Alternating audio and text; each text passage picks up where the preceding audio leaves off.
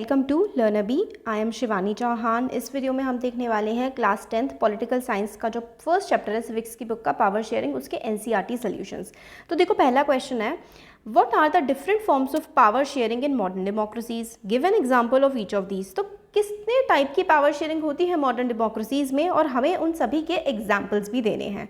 तो different forms of power sharing होती है मॉडर्न डेमोक्रेसीज में, मतलब आजकल की डेमोक्रेसी में। पहले तो हॉरिजॉन्टल पावर शेयरिंग देखिए। हॉरिजॉन्टल होता है, आपने अगर देखो इस तरीके से देखा होगा ऐसे करके, ये एक होती है एक्स एक्सिस है ना, मैथ्स में होता है, और एक होती है वाई एक्सिस। तो जो सीधा ये वाला होता है ये वर्टिकल होता है, और ये जो ऐसे वाला एक्स वाला ये हॉरिजॉन्टल होता है। मतलब एक सिधाई में भी पावर शेयरिंग होती है, सबके पास बराबर बराबर पावर होती है, मगर सबकी पावर जो है वो अलग होती है। किसी की पावर किसी से कम या ज़्यादा नहीं होती है, बल्कि अलग अलग डोमेन्स में सबकी पावर्स होती हैं। तो हम देखते हैं इस तरीके की पावर शेयरिंग कौन सी होती है।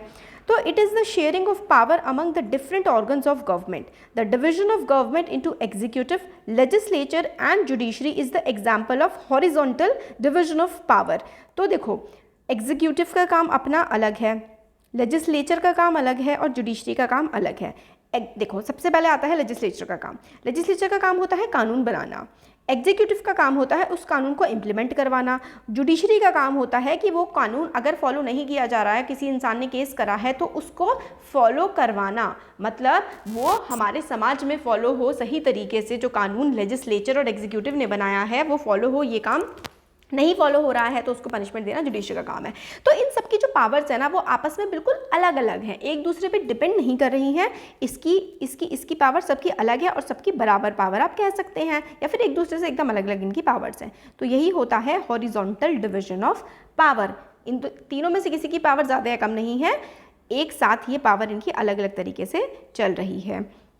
In such a power sharing agreement, different organs of government placed at the same level, तीनों सेम लेवल पर हैं, एक्सरसाइज डिफरेंट पावर, और पावर इनकी अलग अलग होती है। This separation of power ensured that no organ exercise unlimited power. इस तरीके से हम लोग ये भी देख लेते हैं कि भाई किसी के पास बिल्कुल अथाही शक्ति ना हो जाए, सबकी शक्तियों पर थोड़ी वो जो है नकेल कस के रखी जाए।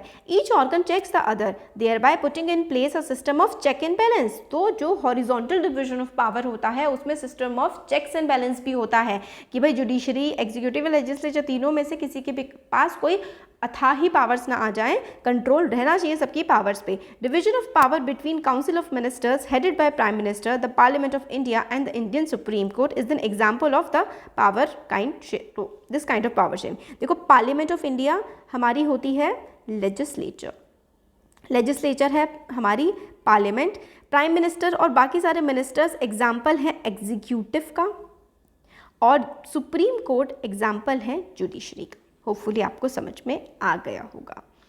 वर्टिकल डिवीजन ऑफ पावर, इसमें क्या होता है, टॉप वाले ज़्यादा पावरफुल होते हैं और इसके नीचे वाले कम पावरफुल होते हैं।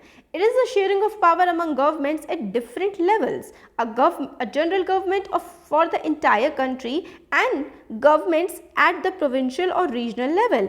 जैसे कि इंडिया के कॉन्स्टिट्यूशन के हिसाब से, for example in India the constitution defines the way power to be share between central और union government and the various state government. There are certain matters on which only the central government can take decision, while there are others on which individual state government has an exclusive right for making decision। देखो क्या होता है ना, vertical में सबसे top पे होती है सेंट्रल गवर्नमेंट, ठीक है, 3 लेवल्स है इस पे भी हमारे देश में, फिर होती है स्टेट गवर्नमेंट, और फिर होती हैं लोकल गवर्नमेंट, पंचायत और म्यूनिसिपैलिटी जिसे बोलता है। ये होता है वर्टिकल डिवीजन ऑफ पावर। तो सबसे ज़्यादा पावर सेंट्रल गवर्नमेंट के पास है, और उससे कम थोड़ी स्टेट गवर्नमेंट के पास होती है, लोकल गवर्नमेंट के पास सबसे कम पावर होती है। ये होता है वर्टिकल डिवीजन ऑफ पावर। इसमें पावर जो है ऊपर वाले के पास सबसे ज़्यादा होती है, और हॉरिजॉन्टल में क्या था, सबके पास बराबर पावर होती है। फिर आता है division of power among social groups. तो सोशल ग्रुप्स में भी पावर का डिवीजन होता है पावर शेयरिंग में। Power can be shared among different groups with which differ socially. The system of community government in Belgium, Belgium में community government थी ना, लोकल, जैसे हमारे देश में पंचायत होती है, इससे थोड़ा सा डिफरेंट था, बट वो कम्युनिटी गवर्नमेंट थी बेल्जियम में। Is an example of this type of power of division. This government is elected by people belonging to one language community, Dutch, French, German speaking, सब अपनी अपनी गवर्नमेंट चुन लेते थे, and has the power to take decision regarding cultural educational and language related issues. तो ये जो है सोशल ग्रुप्स भी जो है इलेक्शन करते हैं आपस में, और इनका कल्चर कैसा होगा, इनकी एजुकेशन कैसी होगी, इनकी भाषा में किस तरीके से आगे वृद्धि होगी, या जो भी है, ये सारे के सारे काम ये सोशल ग्रुप्स वाली गवर्नमेंट करती है। तो इस तरीके से भी पावर का डिवीजन होता है।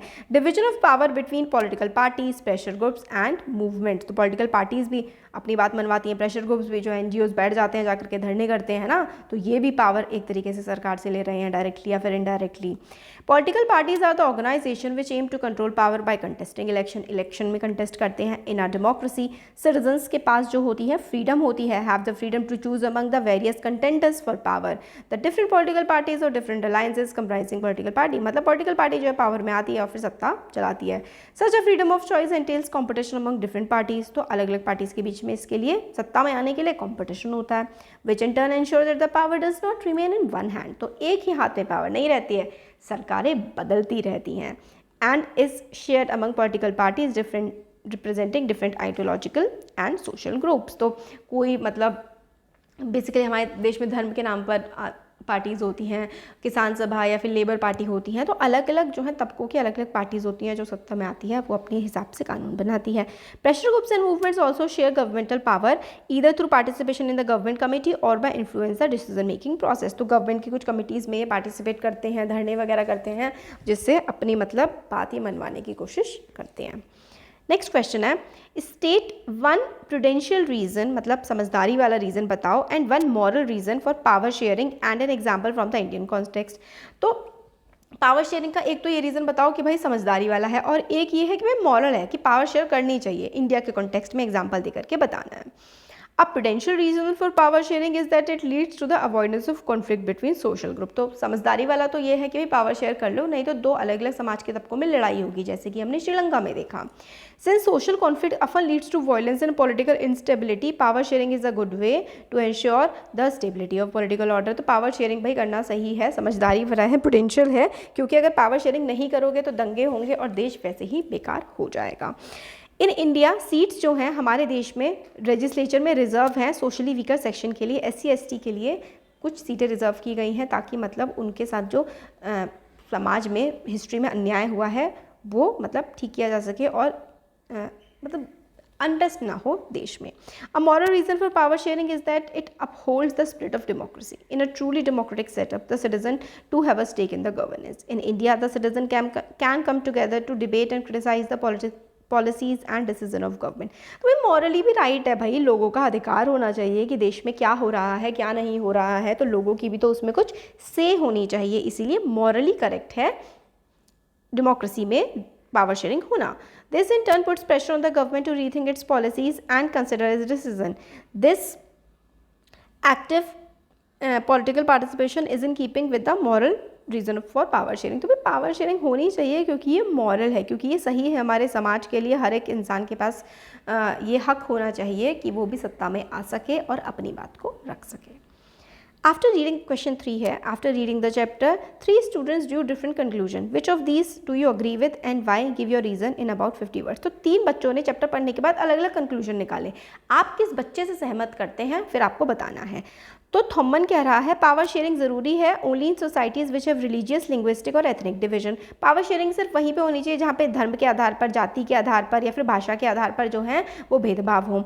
मथाई कहते हैं कि power sharing is suitable only for big countries that have regional division. Power sharing सिर्फ उनके लिए ही सही है जो बड़े बड़े देश हैं और उनके जो है इलाके अलग अलग हैं।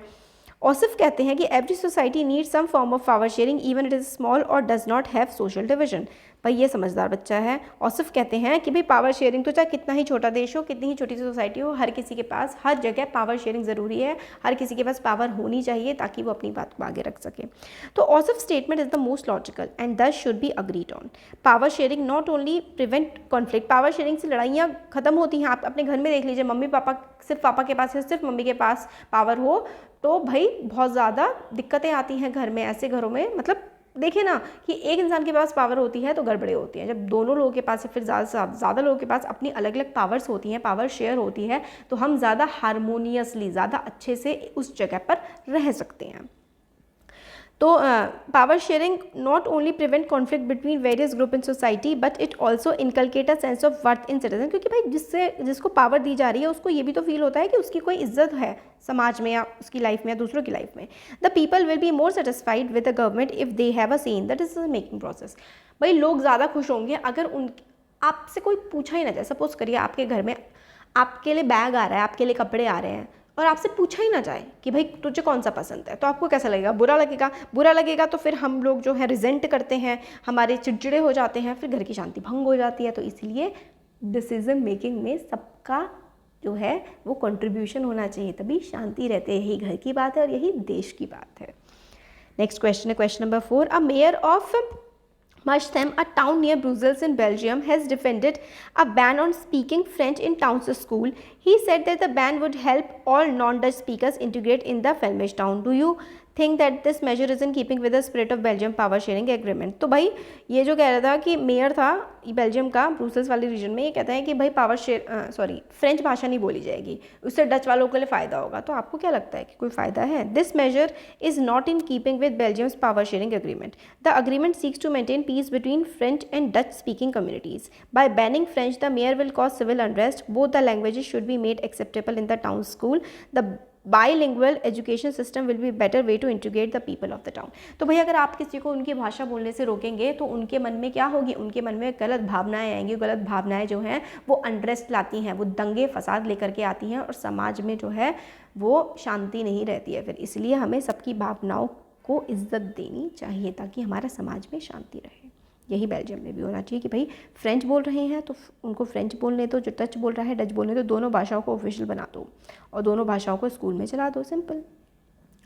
क्वेश्चन 5 है. Read the following passage and pick out any one of the prudential, समझदारी वाला reason for power sharing offered in this. मतलब आप कोई समझदारी भरा वाला रीज़न बताना है इसमें से. We need to give more power to panchayat to realise the dream of Mahatma Gandhi and hopes of the makers of a constitution. हमें पंचायत को ज़्यादा पावर देनी चाहिए. हमने अभी देखा था ना वर्टिकल डिस्ट्रीब्यूशन ऑफ पावर में कि सेंट्रल गवर्नमेंट के पास सबसे ज़्यादा पावर होती है और पंचायत के पास काफ़ी कम पावर होती है. तो ये कहते हैं कि पंचायत को ज़्यादा पावर देनी चाहिए क्योंकि महात्मा गांधी जी भी यही चाहते थे. हमारे देश के जो संविधान निर्माता थे, जितने भी थे लोग हमारे देश के फ्रीडम फाइटर्स थे, वो भी यही चाहते थे कि पावर शेयरिंग होनी चाहिए, पंचायत को काफ़ी पावर मिलनी चाहिए. Panchayati raj establishes true democracy. It restores power to the only place where power belongs in the democracy in the hands of people. तो पंचायती राज सिस्टम क्योंकि क्या होता है, छोटी छोटी यूनिट्स होती हैं, उसमें हर कोई अपनी बात रख सकता है. तो पंचायत के पास ज़्यादा पावर होगी, तो यही ट्रू डेमोक्रेसी है. Given power to panchayat is also a way to reduce corruption and increase administrative efficiency. When people participate in the planning and implementation of development scheme they would naturally exercise greater control over this schemes. तो ये भी कहते हैं कि अगर पंचायत को ज़्यादा power होगी तो करप्शन कम हो जाएगा और ज़्यादा इफेक्टिवनेस, ज़्यादा अच्छे से काम होगा. क्योंकि लोग जो हैं जब देखेंगे कि भाई लोगों से बात पूछी जाएगी, लोकल लेवल पे काम होगा, तो लोग भी उसमें पार्टिसिपेट करेंगे स्कीम्स में और वो स्कीम ज़्यादा अच्छे से चलेंगी और ज़्यादा अच्छा रिजल्ट देंगी. This would eliminate the corrupt middleman. Thus panchayati raj will strengthen the foundation of our democracy. तो मिडिलमैन जो बिचौलिए होते हैं वो हट जाएंगे क्योंकि लोकल लेवल पर काम होगा और हमारी डेमोक्रेसी स्ट्रेंथन होगी. आप इस बारे में क्या कहते हैं? देखिए आंसर है when people participate in planning and implementation of development schemes they would naturally exercise greater control over the scheme. This would eliminate the corrupt middleman. तो यस ऐसा होगा. इसमें पैसेज में कोई एक प्रूडेंशियल बात बतानी थी पावर शेयरिंग की. इस अपनी कुछ नहीं, इस पैसेज में से ही हमें कुछ बताना था कि समझदारी वाली बात क्या है कि वे पंचायती राज का सिस्टम जब आएगा तो क्या होता है, लोग अपना समझने लगते हैं कि ये काम जो है हमारे फ़ायदे का है, हमारे लोकल नीड्स को पूरा करेगा, इसलिए करप्शन कम हो जाता है, मिडिलमैन्स नहीं रहते हैं. तो ये इसका आंसर हो जाएगा. क्वेश्चन नंबर 6 है.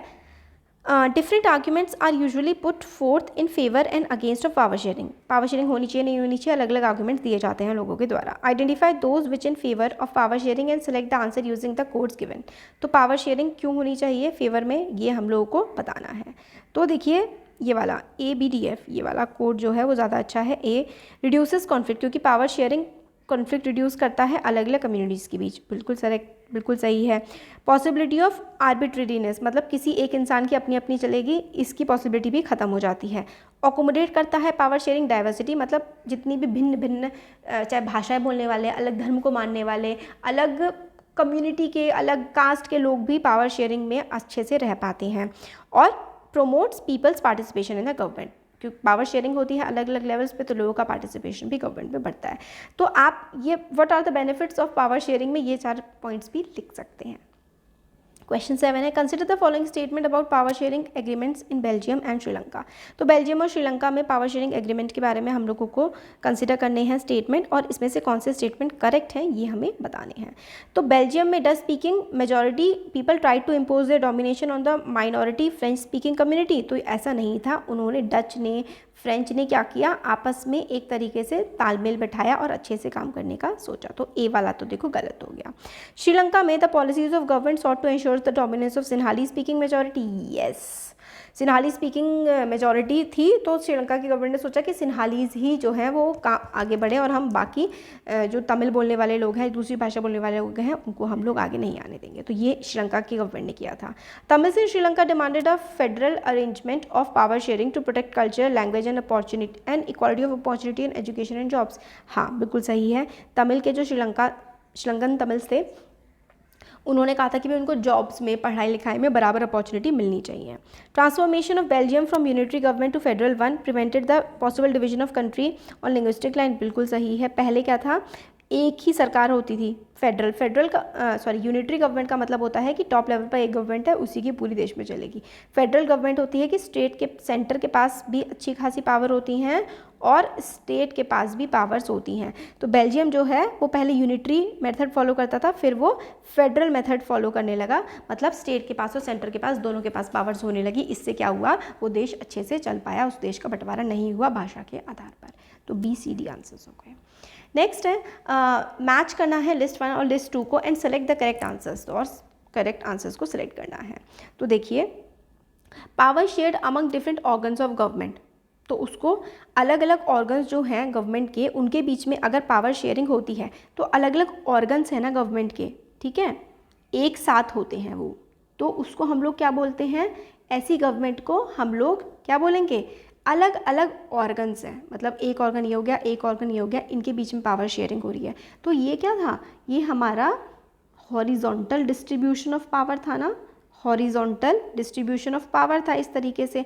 और अगर हम लोग फेडरल गवर्नमेंट में क्या होता है, फेडरल गवर्नमेंट में भी यही चीज़ होती है। हमारे देश में जो है इंडिया में तो सेंट्रल और फेडरल का मिक्सचर है। फेडरल गवर्नमेंट में भी इसी तरीके से होता है कि सेंट्रल और स्टेट गवर्नमेंट के पास बराबर बराबर पावर होती हैं। तो फर्स्ट वाला डी से मैच हो जाएगा, फर्स्ट वाला जो है वो डी से मैच हो जाएगा। फेडरल गवर्नमेंट में भी सेंट्रल और स्टेट के पास बराबर पावर होती है, ऊपर नीचे नहीं होते, तो फर्स्ट का डी हो जाएगा।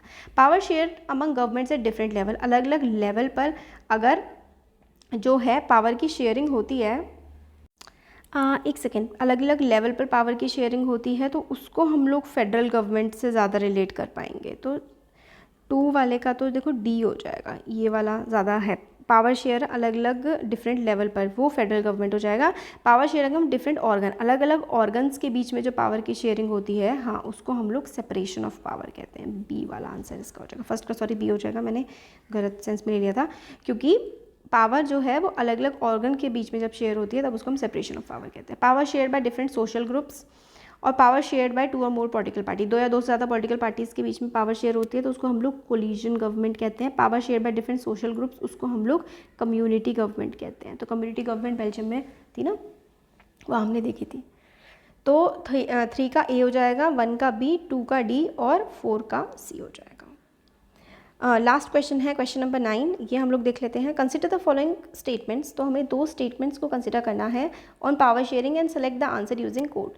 तो power sharing is good for democracy, it helps to reduce the possibility of conflict between social groups. तो भाई दोनों ही सही है। पावर शेयरिंग जो है डेमोक्रेसी के लिए काफ़ी अच्छी होती है और इससे सोशल ग्रुप्स के बीच में कॉन्फ्लिक्ट होने का जो है चांस बहुत कम हो जाता है। तो both A and B are true, दोनों के दोनों जो हैं ट्रू है, both A and B are true, है ना, क्योंकि पावर शेयरिंग क्या होती है, डेमोक्रेसी के लिए अच्छी होती है और इससे जो है कॉन्फ्लिक्ट्स की, यानी कि लड़ाई झगड़े की पॉसिबिलिटी अलग अलग सोशल ग्रुप में कम हो जाती है। तो ये हमारा आंसर हो गया बी वाला। होपफुली आपको वीडियो पसंद आया होगा, अच्छा लगा है तो लाइक करें, चैनल को सब्सक्राइब करें और फ्रेंड्स के साथ शेयर करें। Thank you.